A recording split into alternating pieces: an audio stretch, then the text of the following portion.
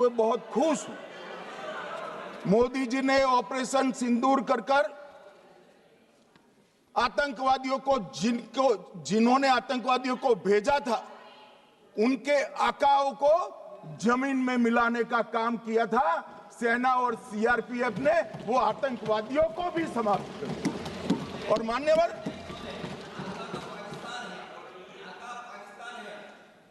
कौन पाकिस्तान से आपकी बात होती है क्या? अरे बैठ जाओ भाई।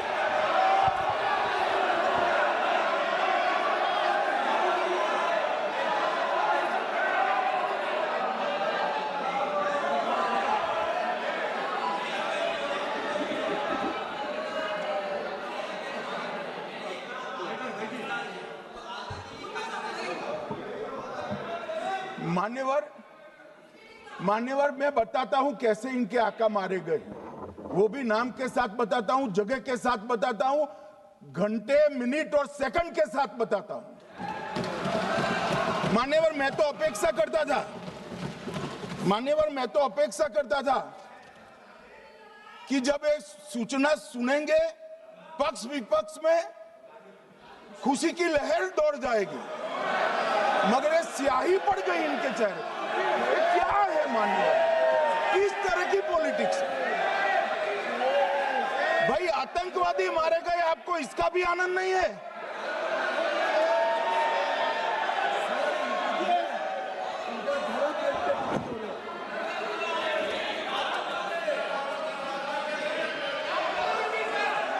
अखिलेश जी बैठ जाइए, मेरा पूरा जवाब सुनिए, आपका सब जवाब आ जाएगा। भाई आप आतंकवादियों का धर्म देखकर दुखी मत होइए।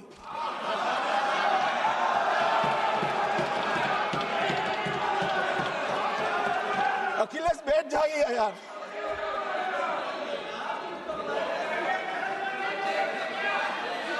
अखिलेश जी बैठ जाइए। मान्यवर किसी को संशय रखने की जरूरत नहीं है। बैलिस्टिक रिपोर्ट मेरे पास है, मेरे हाथ में है, और 6 वैज्ञानिकों ने इसको क्रॉस चेक किया है। सुबह 4:46 पर फोन पर मुझे 6 ने वीडियो फोन पर कहा है कि 100% वही गोलियां हैं जो वहां चलाई। मान्यवर ये हमारे देश की सेना, सीआरपीएफ और जम्मू कश्मीर पुलिस, ये तीनों का एक साझा बहुत बड़ा कामयाबी है, जिस पर 140 करोड़ को नाज होना चाहिए, देश की जनता को नाज। मान्यवर मैं तो गया था वहां पर जब ये घटना हुई, दूसरे दिन इनके परिजनों को मिला था। 6 दिन की शादी वाली बच्ची विधवा होकर मेरे सामने खड़ी थी। आज तक मैं वो दृश्य नहीं भूल सकता। मगर आज सारे परिजनों को मैं कहना चाहता हूं कि मोदी जी ने ऑपरेशन सिंदूर से भेजने वालों को भी मारा, और हमारे सुरक्षा बलों ने जिनको भेजा था उनको भी मारा, और एक ऐसा सबक सिखाया है कि आने वाले कई दिनों तक कोई ऐसी हिम्मत नहीं कर पाएगा। मान्यवर मैं थोड़ा एनआईए की जांच के बारे में भी बताना चाहूंगा। मान्यवर जिस दिन लश्कर-ए-तोयबा ने और इसके आउटफिट टीआरएफ ने इसकी जिम्मेदारी ली, उसी दिन हमने तय कर लिया था कि ये जांच एनआईए को सौंप दी जाएगी, क्योंकि एनआईए आतंकवाद के केसों की जांच के लिए, वैज्ञानिक तरीके से जांच करने के लिए और सजा कराने के लिए महारत हासिल की हुई विश्व मान्य एजेंसी है, जिसका सजा कराने का दर 96% से ज्यादा है। मान्यवर हमने तुरंत ही इसकी जांच एनआईए को दे दी।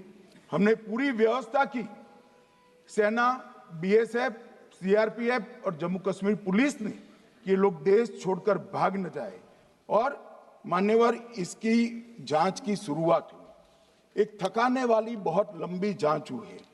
जांच के दौरान मृतक के परिजन जो साथ में थे, उनको सभी को चर्चा किए गया। पर्यटकों, खच्चर वालों, पोनी वालों, फोटोग्राफर, कर्मचारियों, विभिन्न दुकान में काम करने वाले लोगों, कुल मिलाकर 1055 लोगों की लंबी 3000 घंटे से ज्यादा पूछताछ इंफॉर्मेशन के लिए की गई और इस सबको वीडियो पर रिकॉर्ड कर दिया गया। और बाद में इसके आधार पर स्केच बनाया गया और ढूंढते 22/6/25 को एक बशीर की पहचान की गई और परवेज की पहचान की गई, जिन्होंने आतंकवादी घटना के अगले दिन आतंकवादियों को शरण दी थी, उनको अपने ढोक में रखा था। वो दोनों को गिरफ्तार कर लिया गया, अब वो हमारी कस्टडी में है।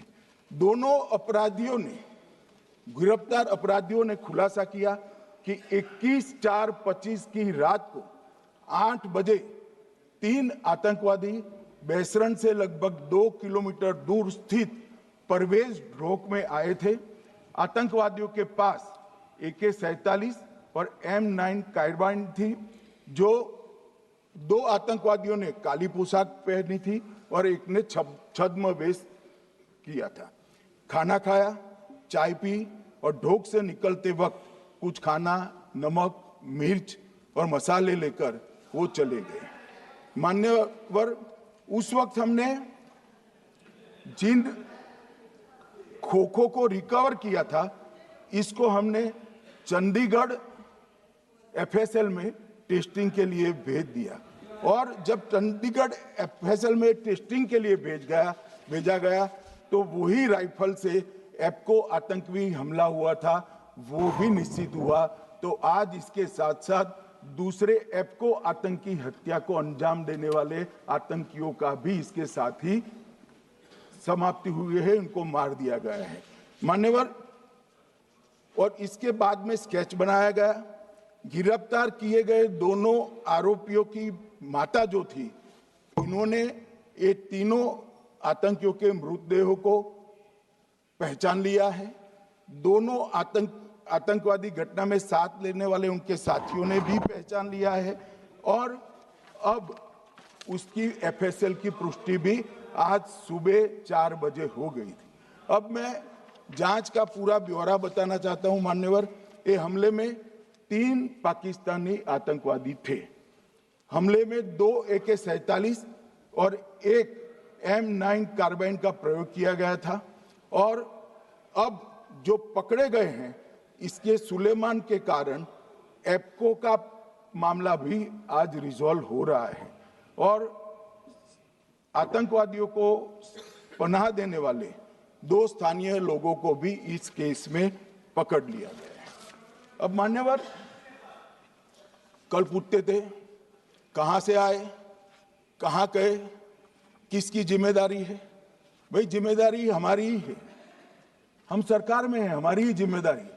मगर मैं पूछता हूं, जब आप सरकार में थे तब क्या क्या हुआ था, इसकी जिम्मेदारी किसकी थी और क्यों निर्वहन नहीं किया, वो भी बाद में पूछूंगा। जरा धीरज से सुनना। मगर मान्यवर, मुझे एक बड़ा दुख हुआ।